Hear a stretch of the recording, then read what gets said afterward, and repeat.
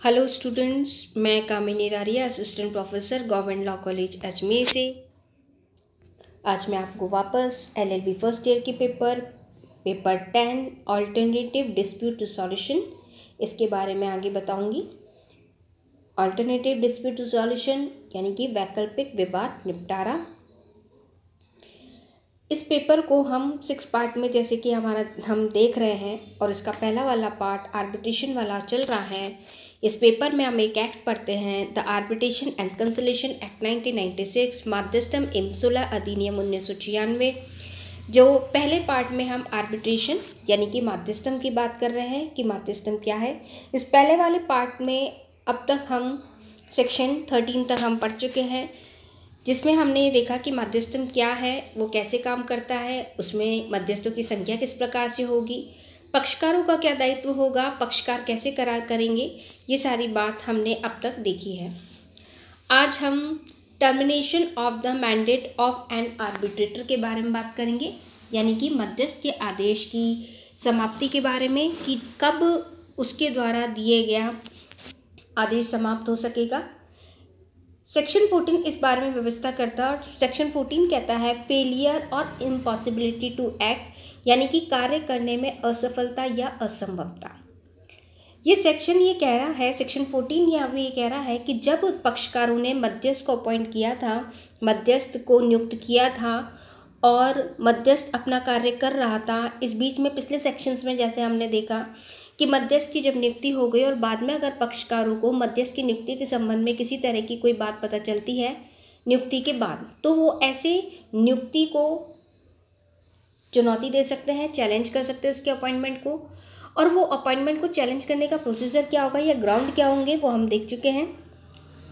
तो यहाँ सेक्शन 14 ये कह रहा है कि सेक्शन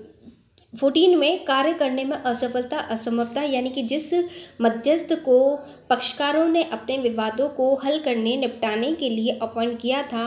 धारा 14 ये कहती है कि वो कब कार्य करने में असफल होगा या असंभव हो जाएगा। तो इस बारे में सेक्शन 14 व्यवस्था कर रही है और ये सेक्शन 14 इसमें ये कहती है मध्यस्थम सुलह अधिनियम की धारा 14 में जिनमें मध्यस्थ के आदेश की समाप्ति होगी। तो सेक्शन 14 एक मध्यस्थ का आदेश समाप्त करेगा। सेक्शन 14 कह रहा है कि एक मध्यस्थ ने जो कोई भी ऑर्डर दिया है वो समाप्त होगा यदि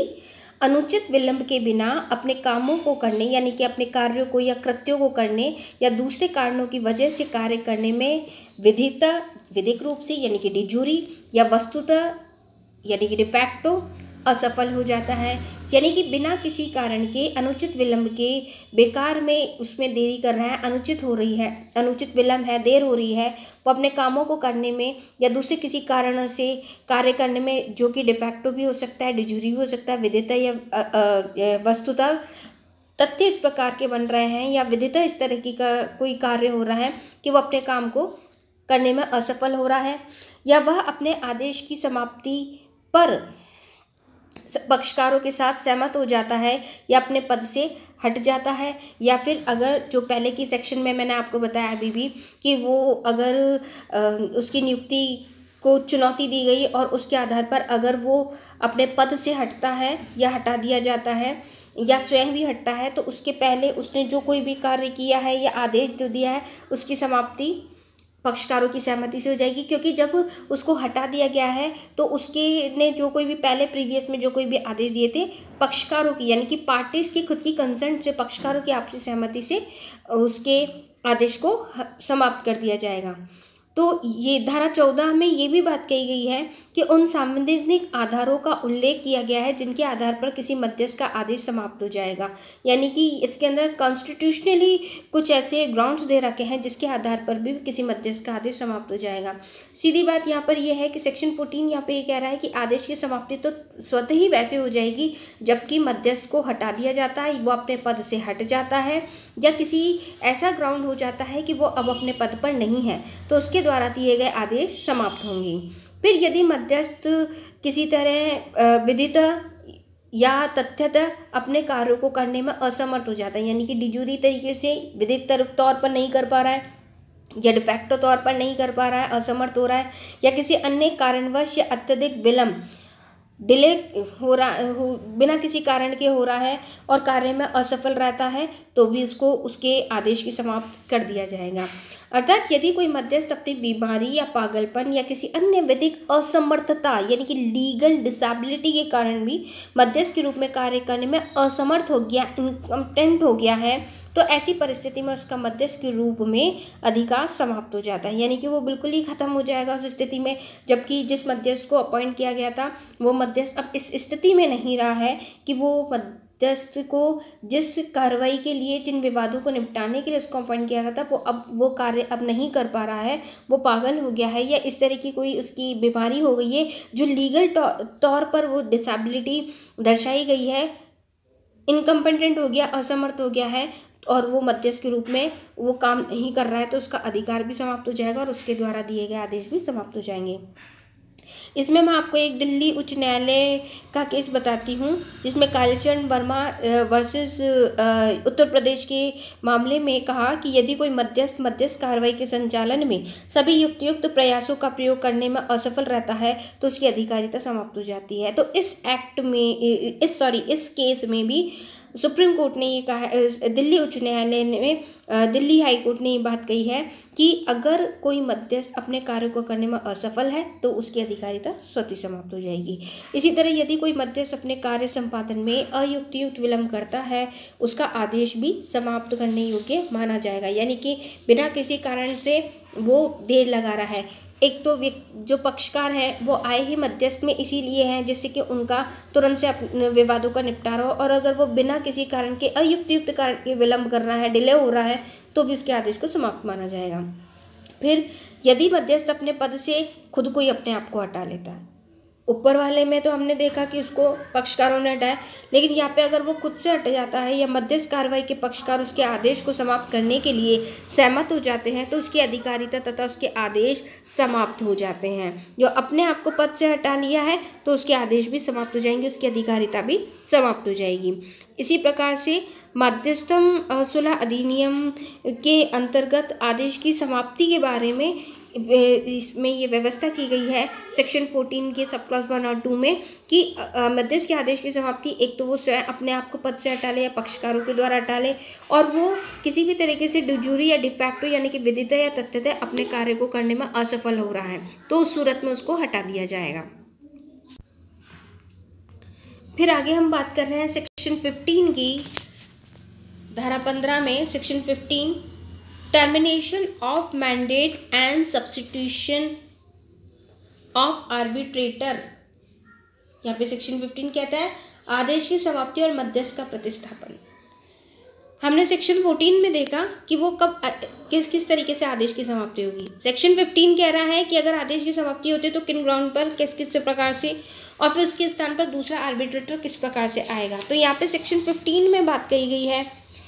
मध्यस्थम सुलह अधिनियम की धारा 15 में कि मध्यस्थ की समाप्ति के अधिकारिता की समाप्ति के दो आधार यानी कि दो ग्राउंड हैं। कौन कौन से ग्राउंड है? सेक्शन 15 कहता है जब मध्यस्थ ने स्वयं को अपने पद से किसी कारण से हटा लिया हो, यानी कि खुद ही आर्बिट्रेटर अपने आप को हटा लेता है किसी भी रीज़न से, किसी भी कारण से। दूसरा, पक्षकारों के करार या उसके अनुसरण में, ये दोनों बातें हमने सेक्शन 14 में अभी भी देखी थी। तो वो अपने पद से किसी भी रीज़न से हट जाए या फिर पक्षकारों के करार द्वारा दोनों पार्टीज इस बात के लिए एग्रीमेंट कर ले कि इस मध्यस्थ को, जिस आर्बिट्रेटर को हमने अपॉइंट किया था, अब उसको हटा दिया जाए। तो सेक्शन 15 के इस धारा के अंतर्गत पक्षकारों को स्वतंत्रता दी गई है कि वे अपनी आपसी सहमति द्वारा किसी भी मध्यस्थ के आदेश को समाप्त कर सकते हैं। परंतु मध्यस्थम सुलह अधिनियम की धारा 40 जो हम अभी आगे पढ़ेंगे वो स्पष्ट करता है कि मध्यस्थ की अधिकारिता उस मध्यस्थ को नियुक्त करने वाले पक्षकारों की मृत्यु पर समाप्त नहीं होगी। यहाँ ये बात साफ क्लियर समझा दी गई है कि अगर मध्यस्थ अपने आप को हटा लेता है या पक्षकार अपनी आपसी कंसेंट से उसको हटाते हैं आपसी करार द्वारा, तो वो हटेगा और उसके आदेश की समाप्ति होगी। परंतु अगर मध्यस्थ अपना कार्य कर रहा है और इस बीच में अगर किसी पक्षकार की मृत्यु हो गई तो मात्र पक्षकार की मृत्यु होने से मध्यस्थ को नहीं हटाया जाएगा। यही मध्यस्थम सुलह अधिनियम में स्थापन मध्यस्थ की नियुक्ति यानी कि अपॉइंटमेंट ऑफ अ सब्स्टिट्यूट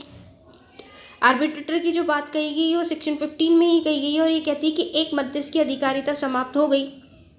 यानी कि जो अभी हमने देखा कि दोनों पक्षकारों ने, दोनों पार्टीज ने आपसी कंसेंट से उसको हटा दिया या उसने अपने आप को हटा दिया, तो पद हो गया रिक्त, तो उसकी अधिकारिता समाप्त हो गई। तो उसके बाद उसके स्थानापन्न मध्यस्थ यानी कि सब्स्टिट्यूट आर्बिट्रेटर की नियुक्ति कैसी होगी? तो यहाँ पे सेक्शन 15 ये कह रहा है कि जब किसी मध्यस्थम कार्रवाई में किसी कारणवश मध्यस्थ की अधिकारिता समाप्त हो गई, मध्यस्थ कार्रवाई के पक्षकार एकमात्र मध्यस्थ की कार्रवाई का परित्याग कर सकते हैं तथा मूल रूप से नियुक्त मध्यस्थ से पृथक होने का प्रयास कर सकते हैं। ये व्यवस्था उस सूरत में रहेगी कि पक्षकार एकमात्र मध्यस्थ की कार्रवाई का परित्याग कर रहा है, मूल रूप से नियुक्त मध्यस्थ के अलग होने का प्रयास कर रहा है। तो इस धारा के अधीन स्थानापन्न मध्यस्थ यानी कि सब्स्टिट्यूट आर्बिट्रेटर भी उन्हीं नियमों के अनुसार ही नियुक्त किया जाएगा जिसके अनुसार पहले वाला मध्यस्थ नियुक्त किया गया था। यानी कि जो पहले प्रोसीडिंग जो यूज़ की थी, जो पहले प्रक्रिया यूज़ की थी, जो पहले प्रक्रिया को काम में लिया गया था, वही प्रक्रिया अब सब्स्टिट्यूट आर्बिट्रेटर अपॉइंट करने के लिए काम में ली जाएगी। स्थानापन्न मध्यस्थ को अपॉइंट करने के लिए वही दोनों पक्षकार आपस में करार करेंगे, आपस में इस बात के लिए तय करेंगे कि हम किस व्यक्ति को मध्यस्थ अपॉइंट करें या किसी संस्था के पास जाएं। वो करार जैसा भी करेंगे उसी के अकॉर्डिंग, उसी के अनुसार किसी मध्यस्थ की नियुक्ति होगी जो सब्स्टिट्यूटर आर्बिट्रेटर कहलाएगा, स्थानापन्न मध्यस्थ। फिर इस धारा में मध्यस्थ कार्रवाई के किसी भी पक्षकार का स्थानापन्न मध्यस्थ की नियुक्ति को रोकने का अधिकार नहीं है, ये इसमें साफ बात कही गई है। परंतु इस संबंध में पक्षकारों की सहमति जरूरी है। यानी कि अगर वो व्यक्ति जो मध्यस्थ अपने आप को पद से हटा लिया है या पक्षकारों ने उसको हटा दिया है, अब दूसरा मध्यस्थ अपॉइंट करना है, तो कोई भी पक्षकारों को नियुक्ति को रोकने का अधिकार नहीं है कि कोई दूसरी पार्टी इसको नियुक्ति को रोक दे, क्योंकि ये दूसरा जो मध्यस्थ भी अपॉइंट होगा ये पक्षकारों की सहमति से ही होगा। यहाँ स्थानापन्न मध्यस्थ को एक विवेकाधिकार है कि वह चाहे तो मध्यस्थ कार्रवाई का संचालन प्रारंभिक स्तर से या उस स्टेज से जहाँ पे पूर्ववर्ती मध्यस्थ ने मध्यस्थ कार्रवाई का समापन किया था से करे, परंतु मध्यस्थ कार्रवाई के पक्षकार इसके प्रतिकूल भी करार कर सकते हैं। तीनों एक चीज़ बात कह गई है कि जो नए आर्बिट्रेटर को अपॉइंट किया है उसका खुद का विवेकाधिकार है, उसका खुद का डिस्क्रिएशन है कि भाई वो अगर चाहे तो जो पक्षकारों की जो मामला है उसको फर्स्ट स्टेज से स्टार्ट करे, प्रारंभिक स्तर से स्टार्ट करे कि नहीं मैं बिल्कुल नया हूँ, मैं अपने तरीके से बातें सुनूंगा, अपने तरीके से कार्रवाई करूँगा, या फिर जिस स्टेज पर पहले वाले मध्यस्थ ने कार्रवाई को समाप्त किया था, पहले वाले मध्यस्थ ने कार्रवाई को रोका था या कार्रवाई वहाँ जहाँ पे रुक गई थी, समापन हुई थी, वहाँ से वो चाहे तो नया मध्यस्थ वहाँ से शुरू कर सकता है। परंतु इन सब के लिए मध्यस्थ कार्रवाई पक्षकार इसके प्रतिकूल भी करार कर सकते हैं। प्रतिकूल कैसे? अगेंस्ट। अगर वो चाहे कि नहीं नया मध्यस्थ नई कार्रवाई करे तो नई कार्रवाई करने के लिए भी करार कर सकते हैं, और मध्यस्थ जो नया वाला आया है वो अपने तरीके से कोई काम करना चाहे तो उसके अगेंस्ट वो कोई एग्रीमेंट कर सकते हैं। मध्यस्थ को पक्षकार अपने करार के बारे में कह सकते हैं कि वो नए तरीके से जो ये कार्रवाई है उसको शुरू करे, इस नए तरीके से इस कार्रवाई में जो चीज़ छूट गई है उनको भी ले सकता है। अगर नई कार्रवाई चूँकि ये बिल्कुल नई स्टेज से, पहले स्टेज से शुरू हो रही है, तो जो कोई भी बात पहले वाले चीज़ में रह गई थी, पहले वाली कार्रवाई में रह गई थी, वो वाली चीज़ों को भी, वो वाली ऐसी व्यवस्था जो है जो पिछले वाली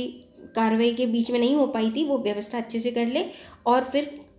जिस तरीके से पहले वाला मध्यस्थ काम कर रहा था वैसे ये वाला मध्यस्थ काम करेगा, दोनों पक्षकारों की बातें सुनेगा और दोनों पक्षकारों से पूरी कार्रवाई करने के बाद जो इस अधिनियम के अंदर दे रखी है उसके अकॉर्डिंग वो काम करके और दोनों पक्षकारों के विवादों को मध्यस्थ जैसा भी होगा आपसी सहमति के आधार पर अपना निर्णय देगा, जिसे पंचाट कहेंगे। आगे की क्लास में हम इसे आगे बढ़ेंगे, आगे नए टॉपिक के साथ पढ़ेंगे। Thank you students.